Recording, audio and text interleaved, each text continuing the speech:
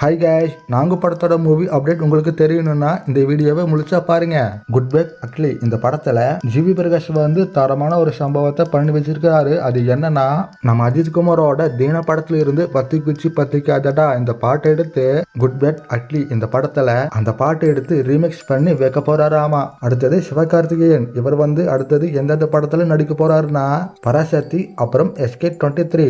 பராசக்தி இந்த படத்துல இருந்து ட்ரெய்லர் ரிலீஸ் பண்ணிட்டாங்க. அந்த ட்ரெய்லரை பார்க்கும்போது 90s வாழ்ற மாதிரி கதையை கொண்டு போயிருக்கிறாங்க. சிவகார்த்திகேயன் வச்சு டான் படம் எடுத்தார்ல சிபி சக்கரவர்த்தி, இவர் தாங்க மறுபடியும் SK வச்சு ஒரு படம் பண்ண போறாரு. இந்த படத்தை பேஷன் ஸ்டுடியோ இந்த நிறுவனம் தாங்க தயாரிக்க போகுது. அடுத்தது நம்ம சூர்யாவோட வாடிவாசல் அண்ட் ரெட்ரோ.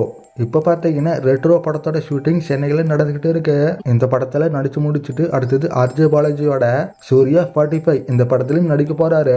இந்த மாதிரி படங்கள் எல்லாம் நடிச்சு முடிச்சு கொடுத்துட்டு தான் அடுத்தது வாடிவாசல் படத்துக்கு போவாரு. அடுத்தது பார்த்தீங்கன்னா மணிகண்டனோட குடும்பஸ்தன் இந்த படத்தை நான் 2 டைம் பார்த்துட்டு அந்த அளவுக்கு என்டர்டைன்மெண்ட்டான ஒரு படம்.